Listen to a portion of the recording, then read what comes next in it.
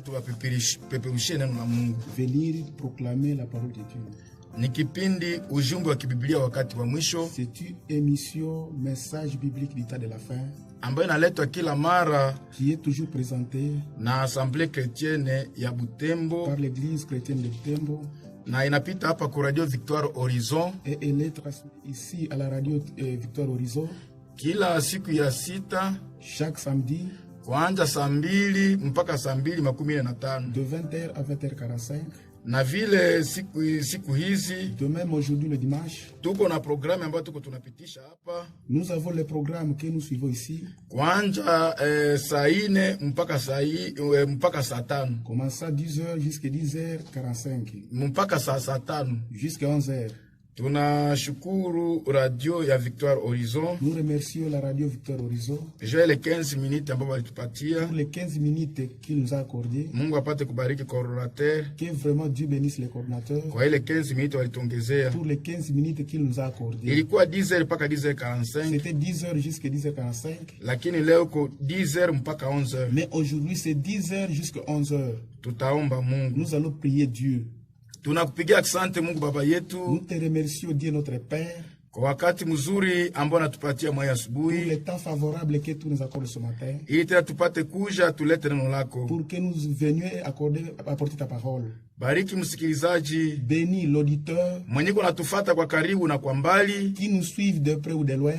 Acha neno lako lipate kupenya mioyo yetu. Laisse que ta parole puisse pénétrer nos cœurs. Na waache vyote ambavyo tumekosewa tupate kuvipata. Parce que tout ce que nous manquons nous puissions les avoir. Bariki mji wetu. Bénis notre ville. Bariki waongozi wa mji. Bénis les dirigeants de la ville. Na ubariki radio hii. Et bénis cette radio. Ambayo inaturuhusu tupate kupitisha sauti hii. Qui nous donne le temps de faire passer cette voix. Na wote ambao wanatufuata nje ya mji. Et tous ceux qui nous suivent hors la ville. Upate kuwabariki. Puisse les bénir. Mjina la Bwana Yesu Kristo. Au nom du Seigneur Jésus-Christ. Amen. Amen.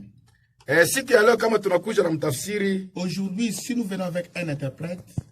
Ni sababu maneno yenye tuko tunazungumza. C'est parce que les paroles que nous racontons.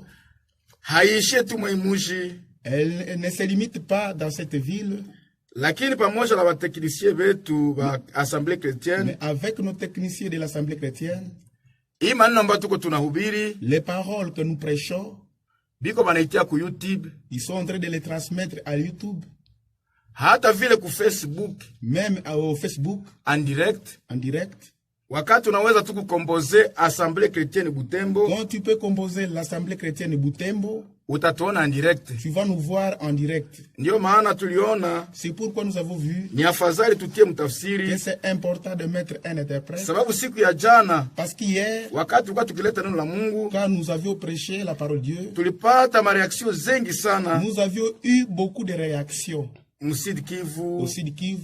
Hata vile États-Unis. Même aux États-Unis. Batu wakawa wanatufuata en direct. Les gens nous suivaient en direct. Mungu apate kubariki wa techniciens wetu wa Assemblée chrétienne. Que Dieu bénisse nos techniciens de l'Assemblée chrétienne. Na Mungu abariki radio hii juu ya kutupitisha. Et que Dieu bénisse aussi cette radio pour nous transmettre. Ndio ni émission ya message biblique. Oui, c'est une émission du message biblique. Namba zetu za simu ni hizi. Nos numéros sont les suivants. 09 94 04 73 96 09 94 04 73 96. Ama ku Vodacom 081. Vodacom c'est 081 70 13 704 081 70 13 704 ama Orange ou à Orange 089 c'est 089 88 76 062 089 88 76 062. Na kama unapenda tufate ku Facebook. Et si vous voulez nous suivre au Facebook, on a composé tout Assemblée chrétienne Butembo. Vous composez tout simplement l'Assemblée chrétienne Butembo. Utapata manani yetu ku YouTube vile ku Facebook. Là vous allez nous retrouver au Facebook même à YouTube. Na ku Facebook tuko tunafanya direct. Donc hapa utataona tagi tuko. Vous allez nous voir même directement. Mungu apate kuwabariki. Que Dieu vous bénisse. tuko tunaongea Nous sommes en train de parler juu ya maneno ya Mungu. concernant les paroles de Dieu. C'est vrai, C'est vrai, makanisa yanafungwa, les églises sont fermées, lakini neno la Mungu halifungwi. mais la parole de Dieu n'est pas liée. Kama vile Paulo anasema Comme Paul le dit ndani ya Timotheo wa pili sura yake ya pili. dans 2 Timothée chapitre 2, Tusome Timotheo wa pili sura yake ya pili, lisons 2 Timothée chapitre 2, mshairi yake ya 9. au verset 9. Hapa iko naongea maisha yake wakati alikuwa Il est anafungwa. en train de parler concernant sa vie en prison. Anasema hivi, Il dit ceci: nami katika ile ninapata mateso,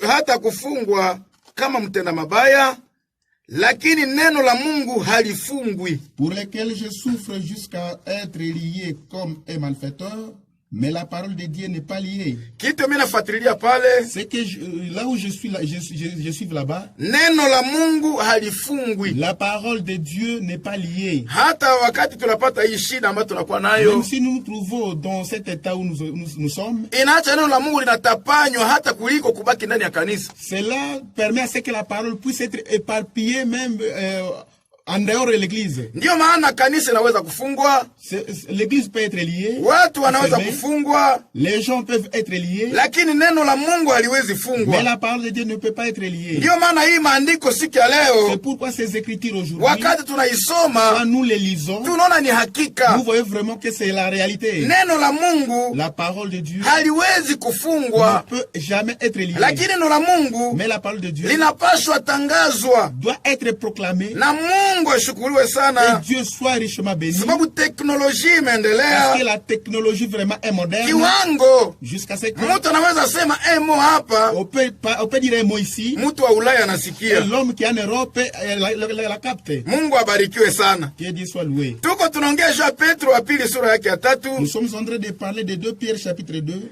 Petro wa pili sura yake ya 3, 2 Pierre chapitre 3, mshairi yake ya 3 na ya 4. au verset 3 et 4. Tuingie ndani ya somo yetu. Revenons à notre sujet. Ndani ya Petro wa pili sura yake ya 3, 2 Pierre chapitre 3, mstari yake ya 3, verset 3. inasema Il hivi, dit ceci: mkijua kwanza neno hili, ya kwamba katika siku za mwisho wenye kuzihaki watakuja na zihaka zao, wakifuata tamaa zao wenyewe, wakisema, iko wapi ahadi ya kuja kwake? Kwa maana tangu baba zetu walipolala, vitu vyote vinakaa kama ilivyokuwa tangu mwanzo wa kuumbwa. Sachant avant tout que, dans les derniers jours, il viendra des moqueurs avec leur raillerie, marchant selon leur propre convoitise, et disant: où est la promesse de son avènement? Car depuis que les pères sont morts, tout demeure comme dès le commencement de la création. Amen. Amen. Maandiko konaongea pajua wale wenye kuzihaki. Les Écritures s'adressent aux moqueurs. Inasema kwa nyakati za mwisho, Dit que au temps de la fin, wenye kuzihaki watakuja na zihaka zao, les moqueurs viendront avec les railleries, wakisema, disant que iko wapi ahadi ya kuja où est kwake? la promesse de son avènement? Tangia tulizungumziwa habari ya kuja Depuis kwake, qu'on nous a parlé de son avènement, vitu vyote vinabaki jinsi toutes vilivyokuwa. choses demeurent dans leur état. Mshairi yake ya 9, Dans le verset 9, Petro anasema hivi, Paul dit ceci: Bwana hakawii kutimiza ahadi yake kama wengine wanavyozania kukawia, lakini ni mvumilivu kwenu, asiyetaka mtu mmoja kupotea, lakini wote wafike kutubu. Le Seigneur ne tarde pas dans l'accomplissement de la promesse, comme quelques-uns les croient, mais il use de patience avec vous, ne voulant qu'aucun périsse, mais voulant que tous arrivent à la repentance. Wakati wanasema wale wamoja Quand wamoja, on dit que quelques-uns, wale njo wale bamokee. ce sont les moqueurs. Bwana abarikiwe sana. Que le Seigneur soit loué. Viko wanashakia juu ahadi ya kurudi kwa Ils Kristo. doutent à ce qui concerne la promesse du retour de Christ. Mnajua, Vous savez, ndani ya karni ya kwanza, dans le premier siècle, wakati kanisa quand ilipoanja, l'Église a débuté, hii kurudi kwa Kristo ce retour de Christ, njo yenye ilikuwa ya maana, c'était vraiment très capital. mpaka walifanya mosalimio. Jusqu'à ce que ça ait devenu une salutation. Ndani wa Korinto wa kwanza 16, Dans 1 Corinthiens chapitre 16, wa Korinto wa kwanza 16, 1 Corinthiens 16, kushairi ya 22, au verset 22, maandiko nasema hivi, les Écritures disent ceci. wa Korinto wa kwanza 1 Corinthiens 16 chapitre 16, mstari wa 12, verset 22. Paulo kunasema hivi: Paul dit ceci: kama mtu asipopenda Bwana Yesu Kristo amelaaniwa. Maranatha. Si quelqu'un n'aime pas le Seigneur, qu'il soit anathème. Maranatha. Maranatha. Maranatha. Inamaanisha Bwana yuaja. Que le Seigneur vient. Amen. Paka ilikuwa salimio. Parce que c'est devenu une salutation. Anasema kama mtu asipopenda Bwana Yesu, si quelqu'un n'aime pas le Seigneur Jésus, analaaniwa. Il est maudit ou hata naweza kuwa na nyumba, il peut avoir une maison, hata naweza kuwa na magari, il peut avoir des véhicules, lakini kama hapendi Bwana Yesu Kristo, s'il n'aime pas le Seigneur Jésus, analaaniwa. Anathème. Mtume akaongeza, l'apôtre a ajouté, Maranatha. Maranatha. Maana yake, veut dire, malgré anakatala Yesu Kristo, malgré il nie le Seigneur Jésus, mais Jésus revient bientôt. Amen. Ni ahadi kubwa. C'est une grande promesse yenye tuko tunaongelea, dont nous parlons. Ndani ya Yohane 13, dans Jean chapitre 13, sura 14, dans Jean 14, mshairi yake ya 3, le verset 3. Mwangalie jinsi Bwana wetu Yesu Kristo, regardez comment notre Seigneur Jésus alileta ahadi ya kuja kwake, a donné cette promesse de son retour. Akasema hivi, il a dit ceci: na kama ninakwenda kuwatengenezea ninyi pahali, nitakuja tena na nitawakaribisha ninyi kwangu, pahali napokaa mimi mukae vile vile. Amen. Et lorsque je m'en serai allé et que je vous aurai préparé une place, je reviendrai et je vous prendrai avec moi, afin que là où je suis, vous y soyez aussi. Amen. Amen. Wakati ninapoenda, quand je m'en vais, hanitaenda bakia kule. Je ne partirai pas pour du bon. Lakini minda kuwatengenezea mahali. Mais je vais vous préparer une place. Sa nitamaliza kuwatengenezea, quand j'aurai préparé pour vous une place, nitarudi tena. Je reviendrai encore. Na nitawachukua. Et je vous prendrai. Ili mahali kwenye niko, afin que là où je suis, na nyie mupate kuwa pale. Vous y soyez aussi. Mkiangalia hii ahadi, si vous considérez cette promesse, iko na sehemu mbili. C'est une promesse et il y a deux parties. Iko na sehemu mbili. C'est une promesse et il y a deux parties. Ya kwanza ni kurudi kwa Yesu Kristo. La première partie, c'est le retour du Seigneur. Yeye kama bwana harusi. Lui attaque qu'époux. Sehemu ya pili, la seconde partie, ni kunyakuliwa kwa bibi harusi. C'est l'enlèvement de l'épouse. Sababu anasema nitarudi, parce qu'il dit je reviendrai, ili niwachukue, pour que je vous prenne. Hanitarudi, je ne reviendrai pas, juu nibakie mwanga, pour que je stagnante dans l'air. Lakini anasema nitarudi, mais il dit je reviendrai, juu niwachukue, vous prendre, juu mahali kwenye niko, afin que là où je suis, na nyie mukue pale, vous y soyez aussi. Ndio maana wakati wale wenye kuzihaki, c'est pourquoi les moqueurs, wakati wiko wanazihaki ile ahadi, ils sont en train de railler cette promesse, sisi waamini, nous le croyons, tunaingojea, nous l'attendons, tunajua hata miaka inapita, nous savons même si les années passent, ile miaka kupita, les années passées, ni uvumilivu ya Mungu, c'est une persévérance de Dieu, iko uvumilivu ya Mungu, c'est une persévérance de Dieu. Mungu hapendi hata mtu mmoja apotee, Dieu ne voulait qu'aucun périsse, lakini Mungu anapenda watu wote wasikie kutoba. Il veut à ce que chacun arrive à la repentance. Mungu anapenda mji yote yokolewe. Dieu aime à ce que toute la ville soit sauvée. Mungu anapenda nchi yote yokolewe. Dieu veut que tout le pays soit sauvé. Mungu anapenda dunia yote Dieu veut yokolewe. que tout le monde soit sauvé. Ndio maana naacha siku zipite, c'est pourquoi il laisse les jours écouler, ili kila mmoja afike kutubu, pour que chacun arrive à la repentance. Bwana abarikiwe sana. Que le Seigneur soit richement béni. Mnajua, vous savez, Bwana wetu, notre Seigneur, anakuya mara ya tatu. Il vient pour la troisième fois. Anakuya mara tatu. Il vient 3 fois. Kwetu sisi bibi harusi, pour nous l'épouse.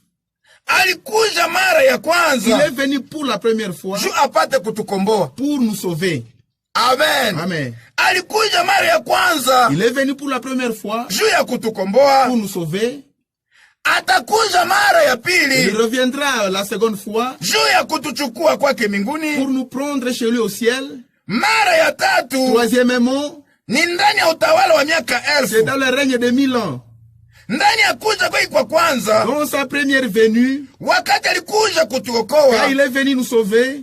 Maandiko, les Écritures, vitu vilikuwa na haviwezekane, ce qui était impossible, sababu ndani ya maandiko, parce que dans les Écritures, Esaïe sura yake ya 7 mstari wa 14, Esaïe 7:14 ilikuwa inasema, disait que tazama bikira atachukua mimba, Voici la Vierge concevra naye atazaa mwana, et donnera naissance à un fils, naye mutampatia jina lake et Emmanuel. vous lui donnerez le nom d'Emmanuel. Bikira kuchukua mimba La Vierge concevoir, haiko urahisi, ce n'est pas vraiment facile. ni kitu nilikuwa na haya kuwaka C'était une chose qui n'existait pas tangia Mungu aliumba dunia depuis la création du monde, mpaka bikira alichukua mimba, jusqu'à ce que la Vierge a conçu. na kisha kuchukua Et mimba après la conception de la Vierge, hakuna mwingine mwenye il n'y ataichukuaka. aura plus personne qui passera dans cette voie. Bwana abarikiwe sana. Que le Seigneur soit béni. Kitu kisichowezekana Ce qui était impossible kilikuwezekana, est devenu possible sababu neno la parce que Mungu la parole de Dieu haliwezi shindwa. ne peut être sans effet. Bikira La Vierge, alikutanisha iko na mimba la Vierge vraiment a conçu bila kukutana na Bwana. sa relation sexuelle avec l'homme. Mungu alifanya kitu yenye haiwezekane A fait l'impossible et cela est iwezekane, devenu possible juu kuja kwa kwanza ionekane, pour que vraiment la première venue soit matérialisée. na vile vile Et atafanya aujourd'hui il fera ili kuja kwa pili kupate kuwezekana. pour que la seconde venue soit vraiment réelle. Bwana abarikiwe sana. Que le Seigneur soit béni. Ndani ya Matendo ya Mitume sura ya kwanza Dans Actes des Apôtres 1er, tuangalie wakati Bwana alipopanda mbinguni. considérons la manière dont le Seigneur est monté au ciel. Ndani ya Matendo ya Mitume sura ya kwanza Dans Actes des Apôtres 1er, mshairi yake ya 9 au verset 9, inasema hivi: dit ceci: akikwisha kusema maneno haya akanyanyuliwa, nao akimtazama wingu likampokea toka macho yao. Après avoir dit cela, il fit élever pendant qu'il le regardait, et une nuée les déroba à leurs yeux. Amen. Wakakuja wakikaza macho yao mbinguni, yeye alipokuwa akikwenda zake, tazama watu wawili wenye nguo nyeupe wakasimama karibu nao, wakisema, ninyi watu wa Galilaya, kwa sababu gani munasimama munatazama mbinguni? Huyu Yesu aliyechukuliwa toka kwenu kwenda juu mbinguni atakuja namna hii sawasawa mlivyomuona kwenda zake mbinguni. Et comme ils avaient le regard fixé vers le ciel, pendant qu'ils s'en allaient, Amen. voici des hommes vêtus de blanc leur apparirent et dirent: Hommes galiléens, pourquoi vous arrêtez-vous à regarder au ciel? C'est Jésus qui a été enlevé au ciel du milieu de vous, reviendra de la même manière que vous l'avez vu aller au ciel. Kitu tunataka kazia pale, Là où nous mettons l'accent, wakati wale watu wawili walipotokea, là les deux hommes sont à Paris, wakasema, ils ont dit: kwa nini munakazia macho mbinguni? Pourquoi arrêtez-vous à regarder au ciel? Ni Yesu ambaye amenyakuliwa, C'est Jésus qui a été ni enlevé, Yesu amepanda c'est mbinguni, Jésus qui est monté au ciel. atarudia jinsi ameenda. Il reviendra de la même manière comme vous l'avez vu partir. Amen. Amen. Ule mwenye alipanda Le même Jésus qui est monté, ni ule ambaye c'est atarudia. le même Jésus qui reviendra. Hata miaka inapita, Même si les années passent, ule mwenye alipanda celui qui est monté, ni ule itaka c'est kutuchukua. celui qui viendra nous prendre. Amen. Amen. Bwana abarikiwe sana. Que le Seigneur soit loué. Wakati tunapoongea habari Quand zake, nous parlons vraiment de ces nouvelles, tukisema ule Yesu, parlant du même Jésus, tuangalie jinsi alikuwa regardons comment il était mbele apande. avant son ascension. Ndani ya Luka 24, Dans Luc 24,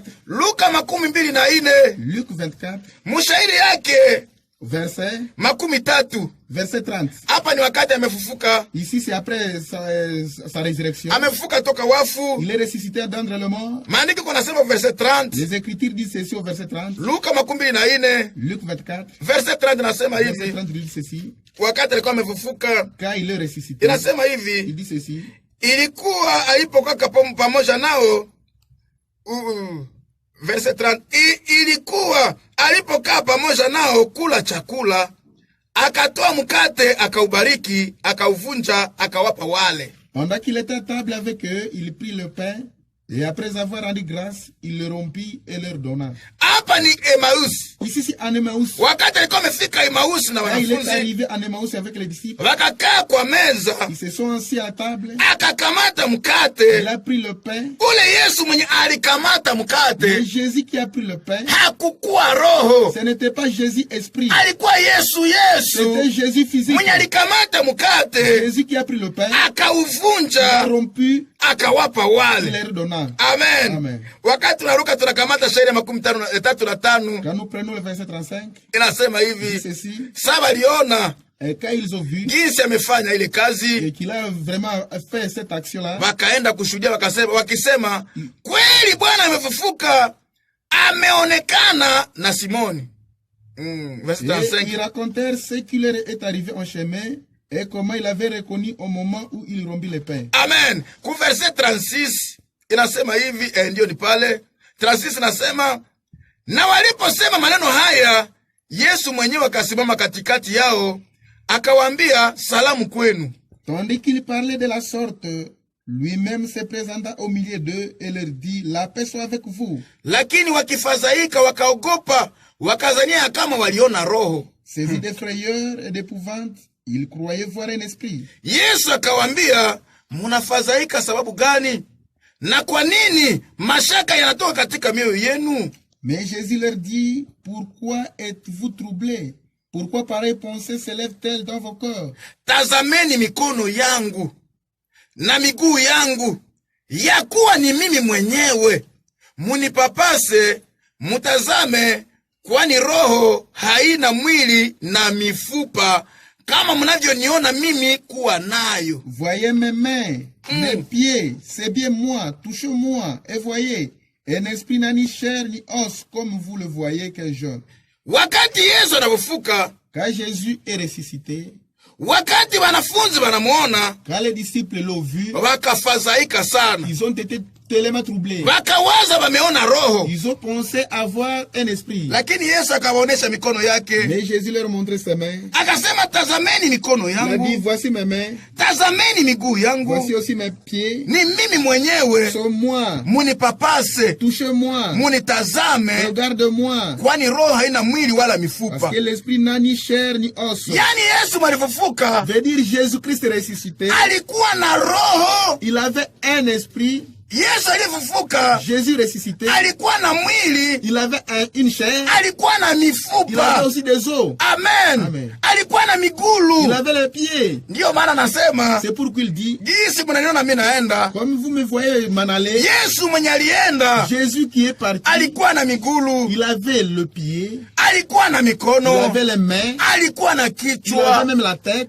Bwana barikiwe sana. Que le Seigneur soit béni. Anasema jinsi mnaniona mimi naenda, Comme vous me voyez aller au ciel, vile ndio nitarudia. c'est de la même manière que je reviendrai. Bwana abarikiwe sana. Que le Seigneur soit loué. Mwangalia hapa ku verse yake ya 38. Considère ici le verset 38, Inasema dit hivi, ceci, verse 39 le nasema, verset 39. tazama mikono yangu na miguu yangu, ya kuwa ni mimi mwenyewe.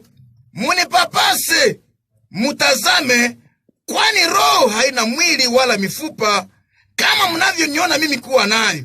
Voyez mes mains et mes pieds, c'est bien moi. Touchez-moi. Voyez, un esprit n'a ni chair ni os, comme vous le voyez que je. Verse 40, Verset 40. aliposema vile, akawaonyesha mikono yake na miguu yake. Walikuwa hawakuamini kwa sababu ya furaha, wakishangaa. Akawaambia, muna kitu cha kula hapa? Et en disant cela, il leur montra ses mains et ses pieds. Comme dans leur joie, ils ne croyaient point encore, et qu'ils étaient dans l'étonnement, il leur dit, avez-vous ici quelque chose à manger? Amen. Amen. Verse 42, wakamupa kipande cha samaki iliyopikwa. Yesu mwenye akula samaki na asali kidogo, qui mange le poisson et peu de miel. akatwaa akakula mbele yao. Ils lui présentèrent du poisson rôti et un rayon de miel. Ils ont pris et ont mangé devant eux. Verse 50, akawaongoza nje hata Betania, akanyanyua mikono yake akawabariki, na hata alipowabariki akajitenga nao. Akishakula zile samaki, akachukuliwa juu katika mbingu. Amen. Il le conduisit jusque vers Béthanie, et ayant levé ses mains, il le bénit. Pendant qu'il les bénissait, il se sépara d'eux et fut enlevé au ciel. Amen. Tuko tunaonyesha ya kwamba Nous sommes en train de montrer que ule Yesu mwenye alipanda c'est mbinguni Jésus qui est monté au ciel. alikuwa na miguu na mikono, Il avait les mains et les pieds. na alikuwa vile na kichwa, Il avait aussi la tête. na alikuwa na kapasiti ya kukula. Et il avait aussi la capacité de manger. Haikukuwa Yesu roho, Ce n'était pas un Jésus esprit, lakini ilikuwa Yesu mwenye angesema muniguse. mais c'était Jésus qui pouvait dire de les toucher. Ndiyo maana Tomase C'est pourquoi Thomas, ndani ya Jean chapitre 20, dans Jean 20, Tomase ndani ya Jean chapitre 20 Thomas dans Jean 20, mu verset 26, au verset 26, yeye alisemaka lui il avait dit, kama siguse mukote yake, si je ne touche pas dans ses côtés, kama siguse mumbavu si yake, je ne touche pas dans ses côtes, sitaamini. je ne croirai pas. Mwangalie jinsi alimgusa Regardez la manière dont il l'avait ndani ya touché. Jean 20 Dans Jean 20, mu verset 26, verset 26, inasema hivi: il dit ceci, na nyuma ya siku 8 wanafunzi wake walikuwa ndani tena na Tomase pamoja nao. Yesu akakuja, milango imefungwa, akasimama katikati, akasema salamu kwenu. 8 jours après, les disciples de Jésus étaient de nouveau dans la maison et Thomas se trouvait avec eux. Jésus vint, les portes étaient fermées, se présenta au milieu d'eux et dit, la paix soit avec vous. Basi akamwambia Tomasi, leta hapa kidole chako, na tazama mkono yangu, na leta hapa mkono wako, utie katika mbavu zangu, usiwe asiyeamini lakini mwenye kuamini. Puis il dit à Thomas, avance ici ton doigt et regarde mes mains, avance aussi ta main et mets-la dans mon côté et ne sois pas incrédule mais crois. Ule Yesu Le même Jésus mwenye Toma aligusa mkote que yake, Thomas avait touché sur son côté, ule Yesu le même Jésus mwenye alikula qui samaki a mangé le poisson na kaenda nayo et mbinguni, il est allé avec ça au ciel, atarudia jinsi aliendaka. il reviendra de la même manière qu'il s'est en allé. Atarudia Il reviendra ndani ya mwili ya kimwili. dans le corps physique. Amen. Amen. Ule mwenye alikula samaki, Le même Jésus qui a mangé le poisson, ule mwenye Tomasi aligusa mkote le même yake, Jésus que Thomas a touché ses côtés, ule ndio mwenye atarudia. c'est celui-là qui reviendra. Haiko kichwa ndio itarudia, Ce n'est pas seulement la tête qui reviendra, haiko roho ndio ce n'est itarudia, pas un esprit qui reviendra, lakini ule Yesu mais le même Jésus mwenye alikula mkate na samaki qui a mangé le pain et le poisson, na Tomasi akagusa mkote et Thomas yake, a touché ses côtés. ndio mwenye anasema C'est celui-là qui dit, nitarudia jinsi mliona mimi je napanda. reviendrai de la même manière que vous m'avez vu s'en aller. Bwana abarikiwe Que sana. le Seigneur soit béni. Ndio maana kurudi kwa Yesu C'est Kristo pourquoi le retour de Jésus, itakuwa ya kimwili, ça sera vraiment un retour physique. haitakuwa ya kiroho, Ça ne sera pas un retour spirituel. itakuwa Ça fizike, sera un retour physique. na kunyakuliwa L'enlèvement, haitakuwa ya kiroho, ça ne sera pas un enlèvement spirituel, itakuwa kunyakuliwa ya mais ça kimwili. sera un enlèvement physique. Bwana abarikiwe Que sana. le Seigneur soit loué. Na wakati tutanyakuliwa, Nous serons enlevés. hatutaonekana tena kwa hii dunia, Nous ne serons plus sur cette terre. dunia ya mubaya sana. Vraiment un mauvais monde. Jinsi nilisema siku ya jana, Comme je disais hier, kama ungefuata kuma ligne de prière, si vous suivez sur les lignes de prière, wahubiri biko wanahubiri, il y a beaucoup de prédicateurs qui prêchent. utasikia kuna hubiri, Vous allez voir en train de prêcher. anasema Bwana atakuinua, Il dit, le Seigneur vraiment va t'élever. utaenda Ulaya. Tu iras en Europe. Ndio na watu wanaenda kumustari ya Vous maombi voyez beaucoup de gens vraiment s'aligner na wanapata na franga et mingi, donner beaucoup d'argent juu amwombeye pour qu'on prie pour lui aende Ulaya. et pour qu'il s'en aille en Lakini Europe. kitu ya ole, Vraiment, ce qui est malheureux, Ulaya Europe, ni dunia. l'Europe aussi c'est dans le monde. Amen. Amen.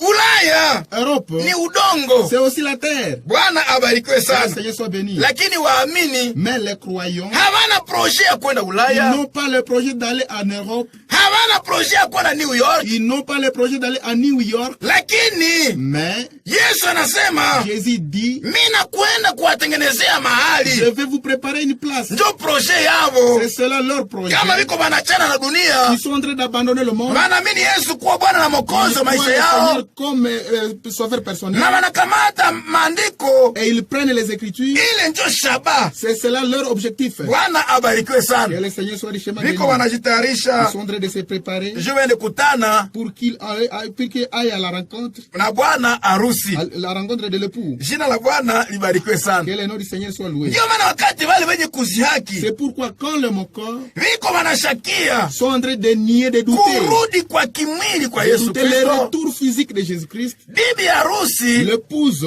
iko anaingojea, elle est en train de l'attendre. na wakati anapokuja Et quand il revient, anatuchukua, il nous prend, hatutaonekana tena. nous n'allons plus apparaître. Mwangalie, Regarde, hatutakuwa wa kwanza kwenda. nous ne serons pas le premier à s'en aller. Kuko mumoya wa kwanza mwangelianja Il y a kuenda, le premier qui est allé, ilikuwa ni Enoka. c'était Enoch, Ndani ya Waebrania sura yake ya 11 dont Hébreux 11, mstari yake ya 5, Hébreux 11, 5, wakati Enoka alienda, quand Enoch est parti, maandiko nasema hivi: les Écritures disent ceci, kwa imani Enoka alinyakuliwa asije akaona mauti, wala hakuonekana, kwa sababu Mungu alimhamisha.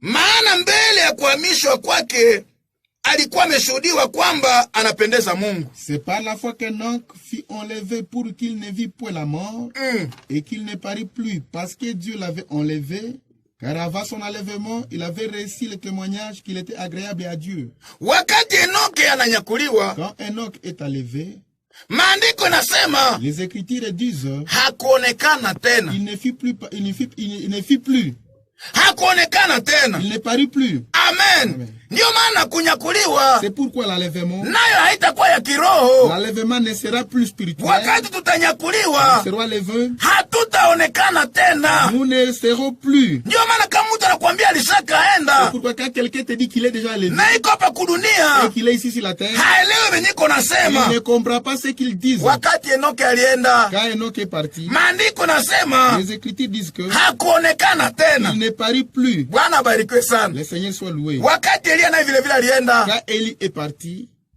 bana ba manabii les fils des prophètes balenda kumutafuta, sont allés à sa recherche. wakamutafuta Ils l'ont cherché siku 3, 3 jours. hawakumpata Ils ne tena. l'ont pas retrouvé. Nasi vile vile, Nous, de même, wakati utakapokwenda quand kwetu, nous serons enlevés chez nous, hatutaonekana tena. nous ne paraîtrons plus. Kwetu hakuna Chez magonjwa, nous, il n'y a pas de maladie. kwetu hakuna shida, Chez nous, il n'y a pas de problème. kwetu hakuna confinement. Chez nous, il n'y a pas de Covid. Ndiyo maana C'est pourquoi, wakati unaamini Yesu Kristo quand vous croyez le Seigneur Jésus, na unaamini ujumbe wa kibibilia ya wakati vous wa croyez mwisho, aussi le message biblique du temps de la fin, unakuwa musekirite, vous êtes dans la sécurité. sababu kuko fasi mzuri Parce ulitengenezewa qu'il y a une bonne place là où vous a préparé. kwenye magonjwa Là haitafikaka. où il n'y a pas de maladie. Ndiyo maana C'est pourquoi tuko tunangoja nous attendons ile ahadi kubwa.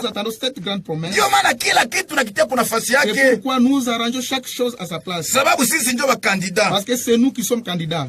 Bwana abarikiwe sana. Que le Seigneur soit loué. Mwangalie deja ndani ya karne ya kwanza, Considère dans le premier siècle, deja watu banaanza kuifanya mu ya kiroho, les gens commençaient à spiritualiser cela. walianza kwanza kufanya ya kiroho kuja kwa kwanza. Ils ont spiritualisé la première venue. Unajua wakati Kristo alikuja mara ya Vous kwanza, savez, quand Jésus est venu pour la première fois, hakukuja wa kiroho, il n'est pas venu spirituel.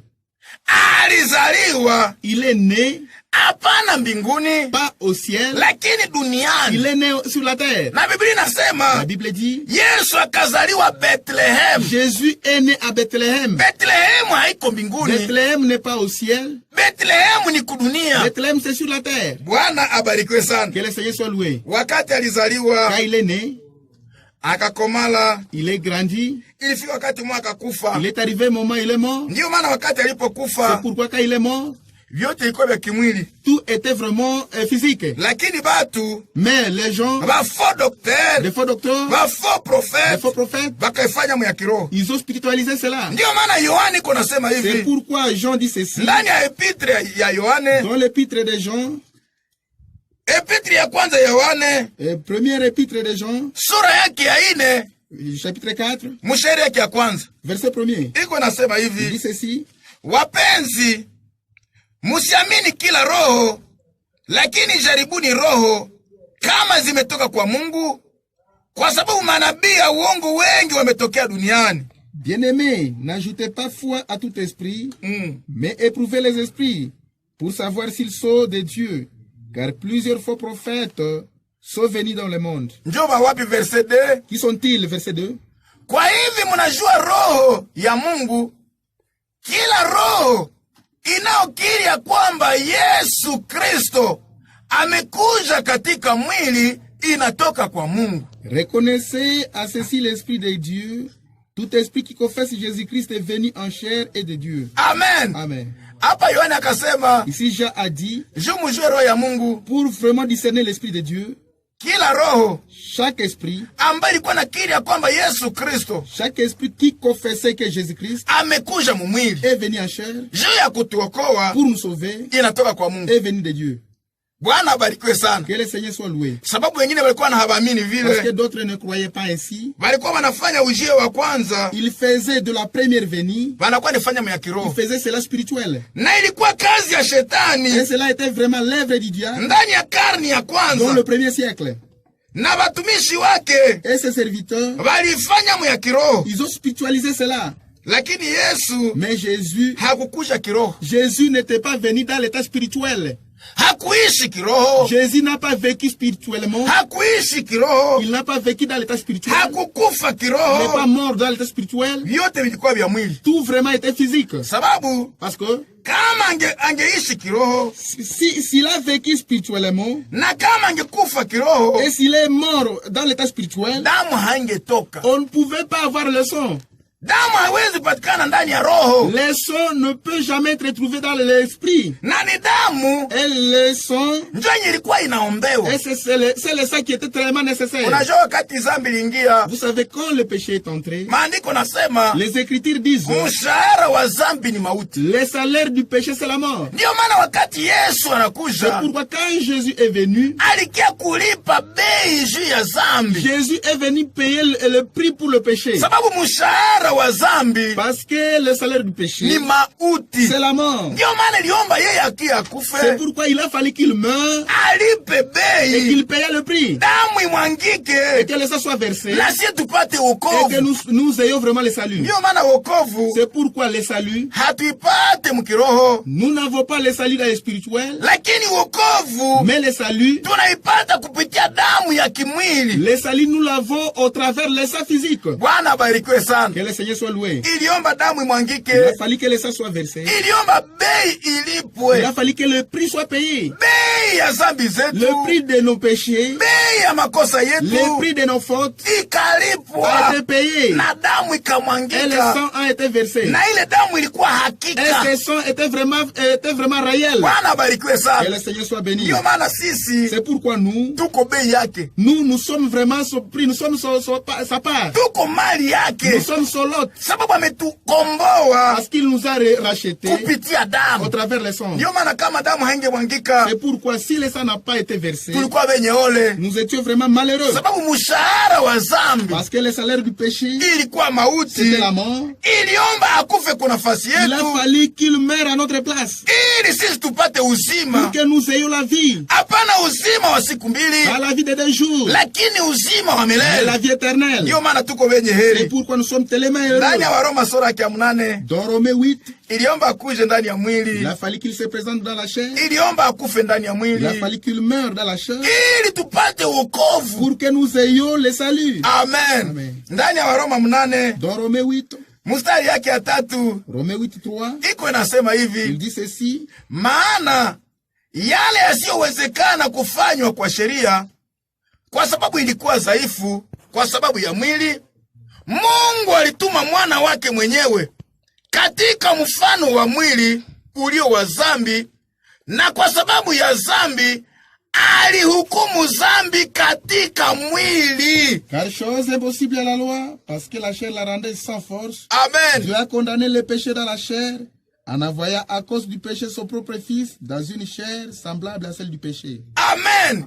Alikondane zambi Il a condamné le péché kupitia mwili, au travers la chair.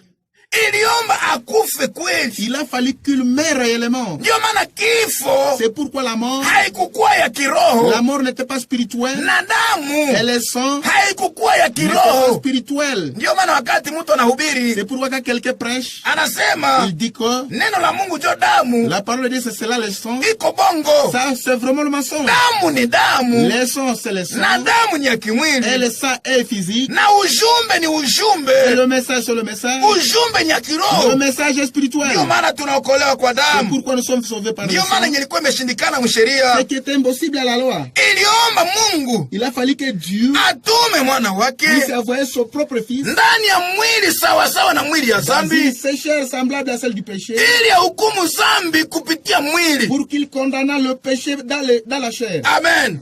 Ndani ya Kolosia 1, Donc Colossiens 1. Wakolosai sura ya kwanza Colossiens chapitre 1. muversi yake ya 21, Verset 21. Wakolosai sura ya kwanza Colossiens 1. kuversi yake 21, Verset 21. ikionyesha kazi ambayo alifanya juu yetu. Montrant l'œuvre qu'il a fait pour nous. Verset 21 nasema hivi: Verset 21, il dit ceci. nanyi mliotengwa mbali zamani na mlikuwa adui katika nia zenu kwa matendo yenu mabaya, aliwapatanisha nini sasa katika mwili wa nyama yake kwa kufa kwake. Et Amen. vous qui étiez autrefois étrangers et ennemis par vos pensées et par vos mauvaises œuvres, il vous a maintenant réconcilié par sa mort dans le corps de sa chair. Amen. Alitupatanisha Il nous a réconciliés kupitia mwili wake. au travers de sa chair. Alikufa ndani ya mwili, Il est mort dans la chair. na kupitia ile Et kifo au travers de cette mort-là, tukapatanishwa na Mungu. nous avons été réconciliés avec Dieu. Ndiyo maana Wakorintho nasema C'est pourquoi Corinthiens dit, Mungu alikuwa ndani ya Kristo Dieu était en Christ, akipatanisha ulimwengu na yeye mwenyewe. réconcilier le monde avec lui-même. Amen. Iliomba mwili Il ipatikane a fallu qu'il y ait la chair, ambayo iko na damu, la chair munie de sang. na ile ndio ililipa bei Et c'est yetu. cela qui a payé le prix, notre Ndiyo prix. maana leo tunaweza sema na C'est ujasiri pourquoi aujourd'hui nous pouvons dire avec assurance ya kwamba tumekombolewa. que nous sommes sauvés. Amen. Bwana abarikiwe sana. Que le Seigneur soit béni. Ndiyo maana kuja kwake kwa C'est kwanza pourquoi pendant sa première venue, ilikuwa ya kimwili. sa première venue était physique. Amen. Amen. Damu yake ilikuwa ya kimwili, Son sang était physique. vyote vilikuwa vya kimwili. Tout était physique. Ndiyo maana C'est pourquoi ile meme esprit, ce même esprit, ile meme demo ce même démon, ambayo ilifanya mo ya kiroho qui a spiritualisé cela, kuja kwa sa kwanza, première venue, ile ce esprit même esprit inafanya kuja ya pili yomo ya kiroho. fait de la seconde venue spirituelle. Amen. Ndiyo maana waamini leo C'est pourquoi les croyants aujourd'hui, kutona biko banatembea vous allez voir images, vyote wanavifanya vya kiroho, tous il faut cela spirituel. lakini sasa tena biguni Mais quand nous irons au ciel, havitakuwa vya kiroho. ça ne sera pas spirituel. Ndiyo maana mude Jean, C'est pourquoi dans des gens, waraka wa pili wa Yohane deuxième épître de Jean, iko tuna chapitre moya c'est avec seulement un chapitre, mu verset 7 verset 7, iko anasema hivi: il dit ceci, kwa maana wadanganyifu wengi wametokea duniani wasiokiri ya kuwa Yesu Kristo yuaja katika mwili. Huyu ndiye mdanganyifu na mpinga Kristo. car plusieurs séducteurs sont entrés dans le monde qui ne confessent point que Jésus-Christ est venant en chair. Celui qui est tel, c'est le séducteur et l'antichrist. Kila roho Chaque esprit yenye akiri ya kwamba Yesu yuaja ndani qui ya ne mwili, confesse pas que Jésus-Christ est venant en chair, ya kwamba Yesu Kristo atakuja mu que mwili, Jésus-Christ viendra en chair, iko roho ya mpinga c'est Kristo. un esprit antichrist. Mushangalie nafsi zenu, musipoteze maneno mliotenda, ili mupewe zawabu yote.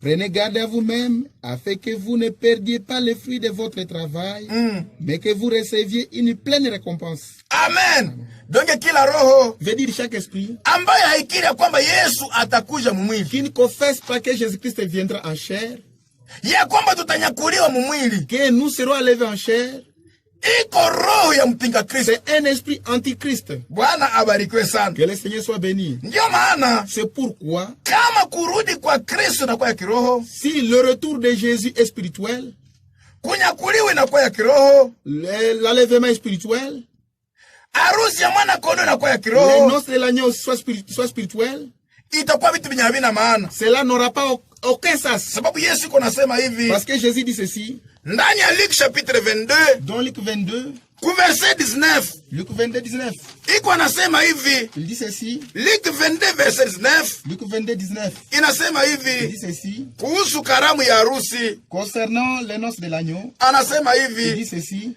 Luc 22 verset 18. Luc 22, 18. Inasema Dit hivi, ceci. kwani nawaambia ninyi, tangu sasa sitakunywa matunda ya mzabibu hata ufalme wa Mungu utakapokuja. Amen. Car je vous l'ai dit, je ne boirai plus désormais du fruit de la vigne jusqu'à ce que le royaume de Dieu soit venu. Amen. Hii matunda ya mizabibu, Ceci le fruit de vigne, hii mzabibu, ce vigne hii divai et ce vin ambayo iko naongelea hapa, dont il parle ici, anasema sitaikunywa tena dit je n'en boirai pas mpaka itimilike mbinguni. jusqu'à ce que cela soit accompli au ciel. Inaonesha ya kwamba Cela montre que harusi ya mwana kondoo les noces de l'agneau haitakuwa ya kiroho, ne seront pas spirituelles. tutakunywa. Nous allons boire physiquement, Amen. Hapana ya pas kiroho. spirituelles. Bwana abarikiwe Que sana. le Seigneur soit béni. Ndiyo maana ile mwili C'est pourquoi ce même corps ambayo Tomasi que aligusa, Thomas a touché, ile mwili le même corps ambayo iligusa, ambayo ilikula qui samaki, a mangé le poisson, tutakuwa na mwili sawasawa na ile nous aurons un corps semblable à celui-là. ambayo imetukuzwa. Le corps glorifié. Bwana abarikiwe Que sana. le Seigneur soit loué. Na tutakula, Et nous allons manger. na Et nous tutakunywa. allons boire. Hapana mawazo, Les fictions. lakini Mais ça hakika sera vraiment une réalité. vile ndio waamini banaamini, C'est de cette manière que le croyant croit. na tuko Et tunangojea. nous attendons. Ndiyo maana bamokeur C'est pourquoi les moqueurs, wanafanya vyote vya kiroho. les moqueurs fassent de tout spirituel. Ndani ya Wafilipi sura yake ya 3. Dans Philippiens 3. Amen. Amen. Wafilipi sura yake ya 3 Philippiens 3. mstari yake 20 Philippiens 3, 20. inasema hivi. Dit ceci. Wafilipi sura yake ya 3 Philippiens 3. mstari ya 20 inasema hivi. Verset 20 dit ceci. Iko inasema juu yetu, inasema Il est en train de parler de nous. kwa maana sisi ni wenyeji wa mbingu, kutoka pale tunangoja Mwokozi Bwana Yesu Kristo, atakayebadilisha mwili wetu wa haya upate kufanana na mwili wake wa utukufu, kwa uwezo ule anaoweza kutiisha vitu vyote viwe chini yake. Amen. Mais notre cité à nous est dans les cieux, d'où nous attendons aussi comme sauveur le Seigneur Jésus-Christ, qui transformera le corps de notre humiliation en le rendant semblable au corps de sa gloire, par le pouvoir qu'il a de s'assujettir toutes choses. Ile mwili ya utukufu Ce corps glorieux ya Bwana wetu Yesu de Kristo notre Seigneur Jésus-Christ, ni ile mwili alifufuka nayo, c'est ce corps de résurrection.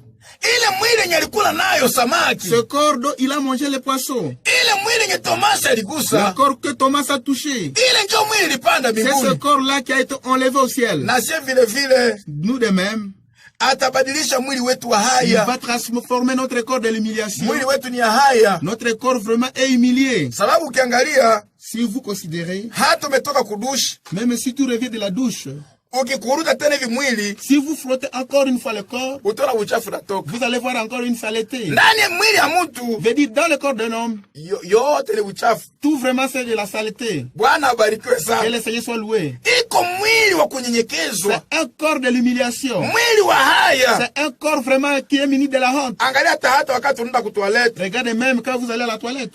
unatokaka yo haraka Vous y sortez vraiment rapidement. sababu ya vitu vilitoka mumwili. À cause des choses qui sont sorties de Ndiyo maana mtu mwenye anakatala kuamini Yesu C'est Kristo pourquoi quelqu'un qui ne croit pas au Seigneur Jésus, iko ujinga mtupu. c'est vraiment de l'ignorance. Amen.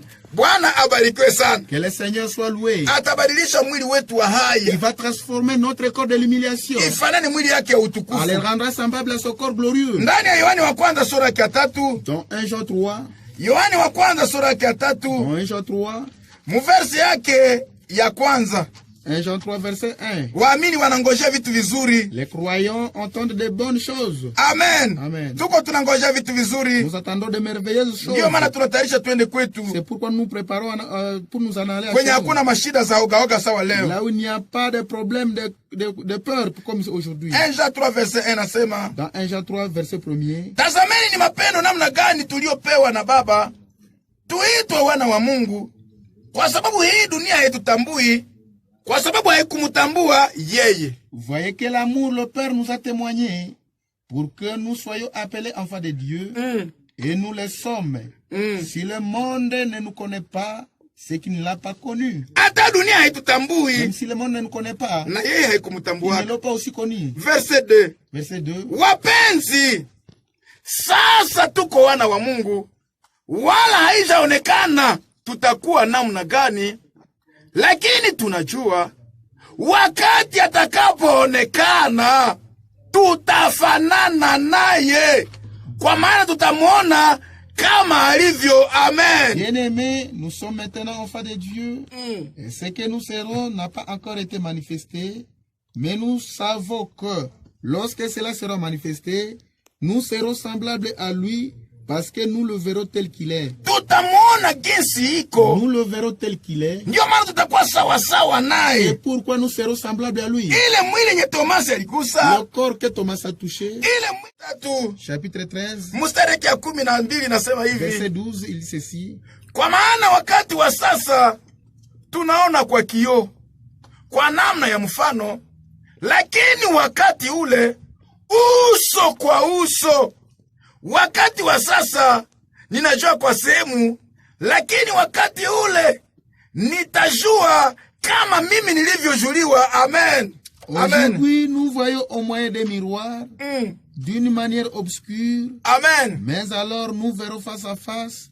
Aujourd'hui, je connais en partie, mais alors je connaîtrai comme j'ai été connu. Amen. Bwana abarikiwe Le sana. Seigneur soit richement Sisi loué. tunangoja ile hakika Nous attendons cette réalité-là, ionekane mbele yetu. soit manifeste devant nous. Yobu anasema Job dit, hata mwili wangu unaharibika, même si mon corps est détérioré, macho yangu yatamwona Bwana. mes yeux verront le Seigneur. Macho yangu yatamwona Bwana. Mes yeux verront le Seigneur. Siku moja Un jour, hatutahubiri tena ahadi ya kuja un jour, kwake, nous ne prêcherons plus la promesse de son retour. lakini siku moja Un jour, ile ahadi itakuwa hakika. cette promesse sera une réalité. Wafu Le mort, ambao walikufa wakimwamini Yesu les morts Kristo qui sont morts étant croyants, walikufa na mwili wa kuharibika, ils sont morts ayant le corps de corruption, watafufuka na mwili yenye haina kuharibika. ils ressusciteront avec le corps incorruptible. Leo ile yote ni mahubiri, Aujourd'hui, tout cela, c'est une prédication. lakini siku Mais moja un jour, ambayo haiko mbali, un jour qui n'est pas loin, ni karibu c'est nasi. vraiment près de nous. Hizi tulisoma siku ya jana, Comme nous avons lu hier,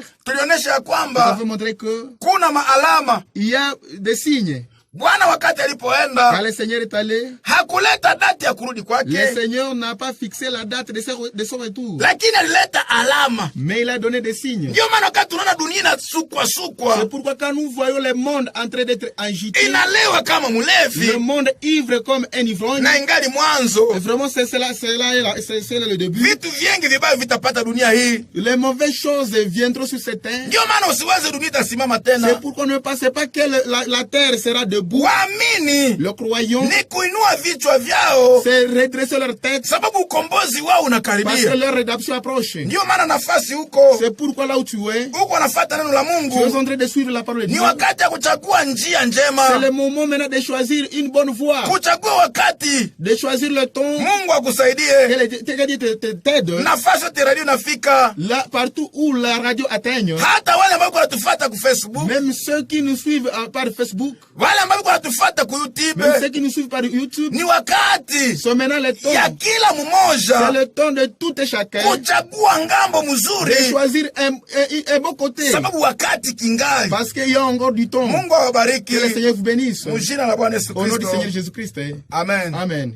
Ni kipindi C'est la mission, ujumbe wa kibibilia wakati ya mwisho message biblique du temps de la fin, ambayo inapitaka hapa ku Radio Victoire Horizon qui est présenté ici à la radio Victoire Horizon, 103 FM, 103 FM, kila samedi chaque samedi, 20h mpaka 20h45, de 20h jusqu'à 20h45, hata vile kila siku ya Jumapili même chaque dimanche, ni kwanja 10h mpaka 11h. c'est de 10h jusqu'à 11h. Tunashukuru sana Nous remercions beaucoup radio la radio kutupatie les 15 minutes de nous accorder encore ces 15 minutes. ambao washatia ku programme Les yetu. 15 minutes qu'ils ont ajoutées à notre programme. Mungu apate kubariki Que le Seigneur le bénisse. coordinateur. Que Dieu bénisse les coordonnateurs. Mungu apate kuwabariki la mmoja. Que Dieu bénisse tout et chacun. Ndiyo Oui. Kama unapenda tufate, Si vous voulez nous suivre, kama upate occasion kufata mahubiri kwa integralité, si vous n'avez pas eu le temps de suivre la prédication dans son intégralité, unaenda tu ku Facebook, vous allez considérer le Facebook. unaandika tu Assemblée Chrétienne Butembo, Vous écrivez tout simplement Assemblée chrétienne Butembo. utatupata haraka Vous allez nous pale. retrouver là facilement. Na hiyo tuko tunahubiri utapata Et facilement. ce que nous prêchons, vous allez le trouver facilement. Ama unatufata ku YouTube. Soit à YouTube. Bwana abarikiwe Que sana. le Seigneur soit béni. Namba zetu ni hizi: Nos numéros sont les suivants: 09 09 94 94 04 04 73 73 96 96 09 09 94 94 04 04 73 73 96 96 ama 081 ou 081 70 70 13 13 704 704 081 081 70 70 13 13 704. 704.